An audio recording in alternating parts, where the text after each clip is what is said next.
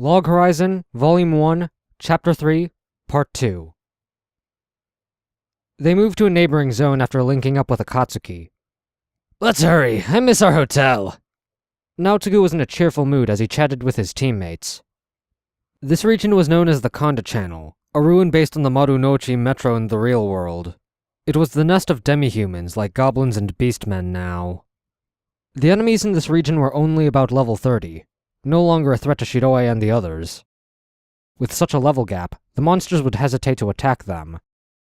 With the sky totally dark, Shiroi, Naotsugu, and Akatsuki regretted spending too much time in the Imperial Forest. Since monsters wouldn't attack them recklessly, they could just make camp in some ruins, caves, or under trees. But they were still traveling with their magic light shining, moving on the roads with abandoned cars and trucks scattered all around. Akatsuki insisted that sleeping on a proper bed was more comfortable.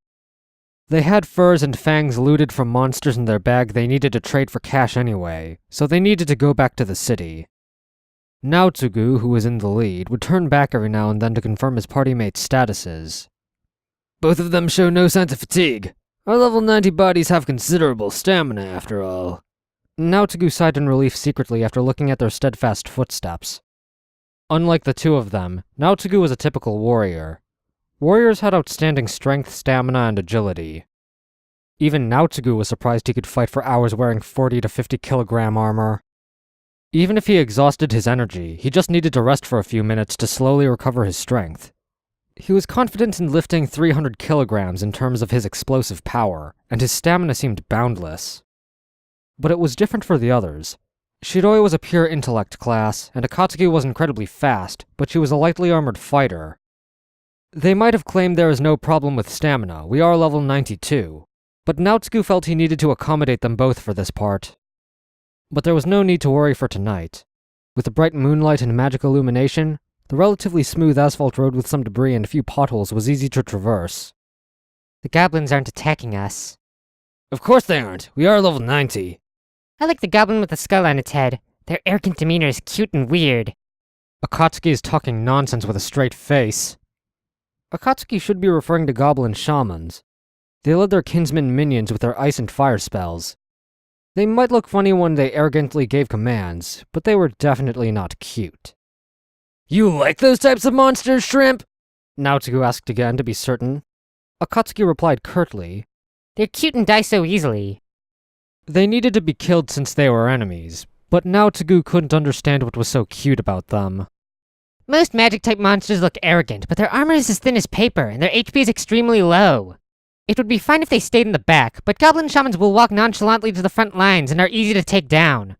I can just use hide shadow to sneak up behind them, and I can slit their throat with my blade. The way their body collapses like a puppet with its string cut is so addictive." As she was not sure how to interpret Naotsugu's query, she shared her thoughts with the others casually. "Ugh, if you put it like that, wouldn't Shiro be troubled?" Shifting his gaze to the side, Naotsugu could see that Shiroi was shocked to hear that. It was natural for mages to have low defenses, so Shiroi didn't need to be so sad. Naotsugu also knew that Akatsuki didn't mean to hurt Shiroi. But even so, Shiroi still looked depressed with Akatsuki acting so casually matter-of-fact. Naotsugu wanted to sigh looking at the two of them. "Shiro is smart, but he tends to overthink things and is too concerned with trivial matters. He is shouldering a large burden. Why is our tactician frightened to this extent?" Naotsugu thought Shiroi was holding back too much. If someone asked him what Shiroi was holding back, Naotsugu wouldn't be able to answer. This was just how he felt. Naotsugu felt the same way back when the two were in the debauchery tea party. Shiroi wanted to do things by himself too much, which Naotsugu thought was Shiroi's good point.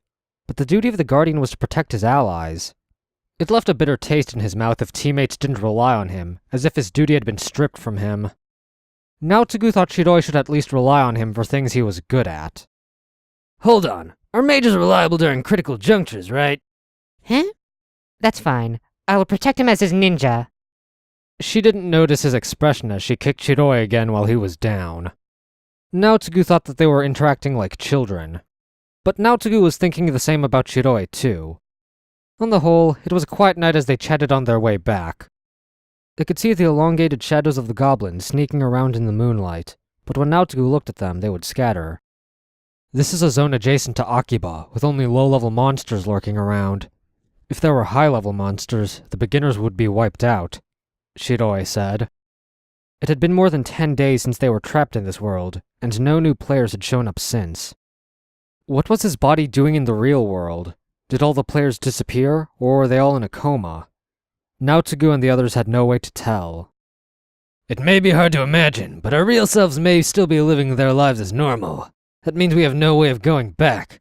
An abandoned baby sales festival.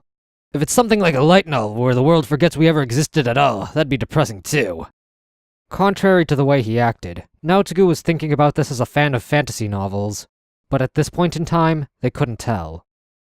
You might say it has been 10 days, or it has already been 10 days. Everyone had a different interpretation about this, but the three of them had been forced to grow accustomed to this world.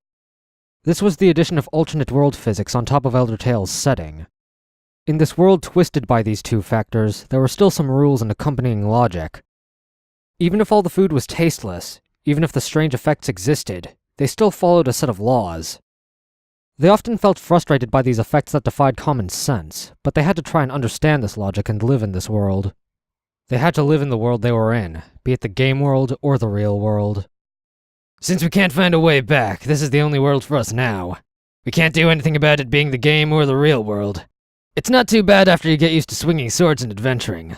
Although I put on a brave face and told Marie-san this is far from the worst case scenario, I just wanted to say this more than anyone else. It was a good thing for Naotsugu to get used to this so quickly. He had nothing against the world he was from, but if someone asked if he would risk his life to go back, his answer would be, I don't know. I don't have a girlfriend who will show me panties, and I haven't even seen my parents in 2 years. I've gotten used to work, but there was nothing very satisfying about it. From Ichigaya passing through Kudanshita, they were just a couple of zones away from Akiba. They were not going by the Archive Tower Forest today, opting to go via the slope of Ochano Mizu. As they passed by the gentle slope of Roka Charity Hospital, Naotsugu was reminded of home.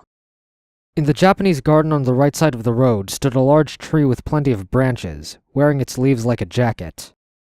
The moon could be glimpsed through the leaves. The shadows of the leaves jerked unnaturally, making Naotsugu and the others scatter away from the tree hastily.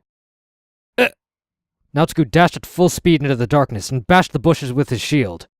A yell could be heard from the dark. He could feel Shiroi's presence behind him more than a dozen meters away.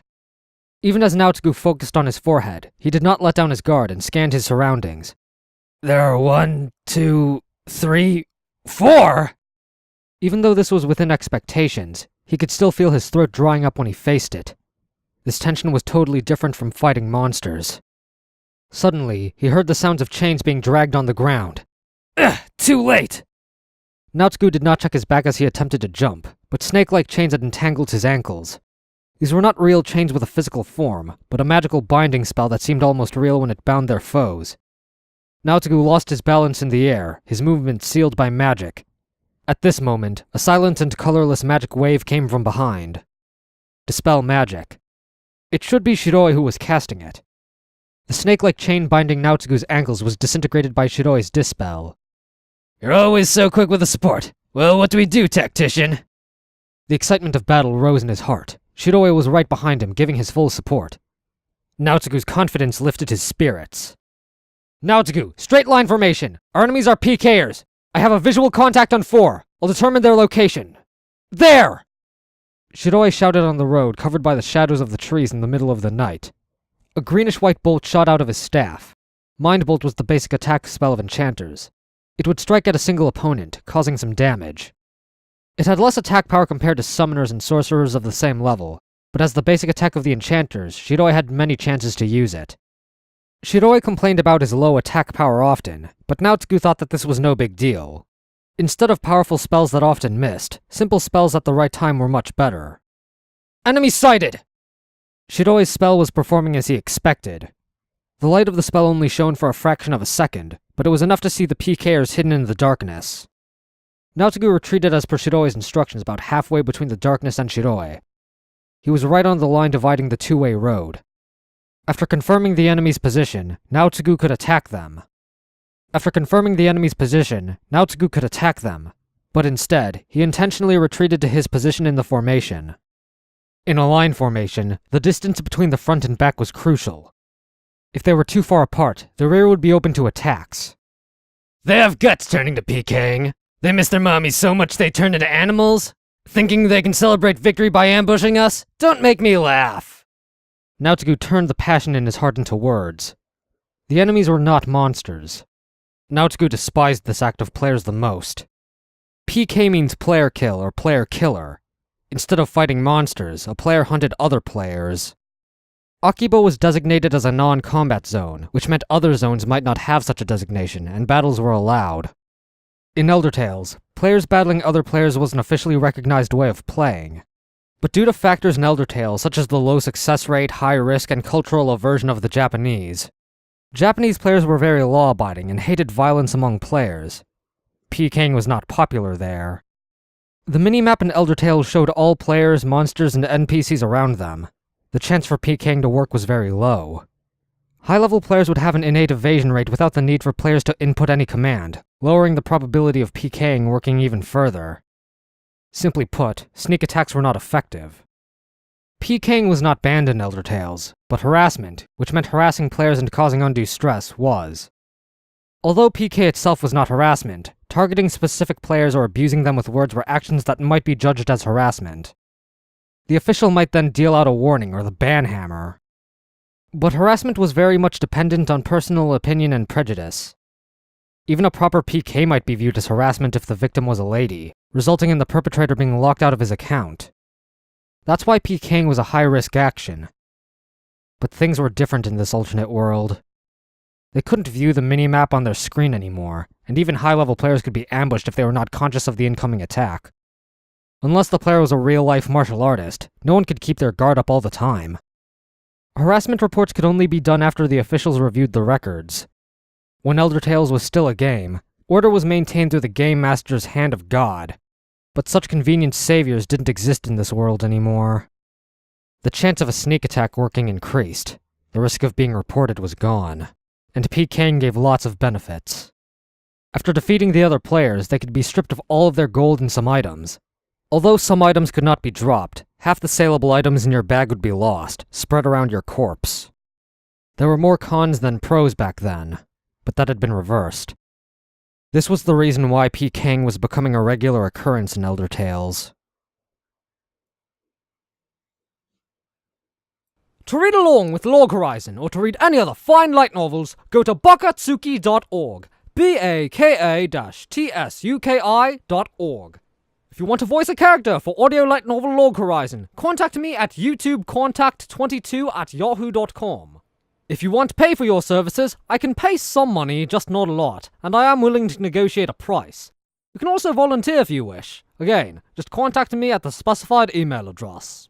I'm also willing to reply to any constructive criticism, so if you have any ideas for audio light novel Log Horizon, please leave them in the comments. If you like audio light novel Log Horizon, please leave a like or a comment, as it really does motivate me to do these.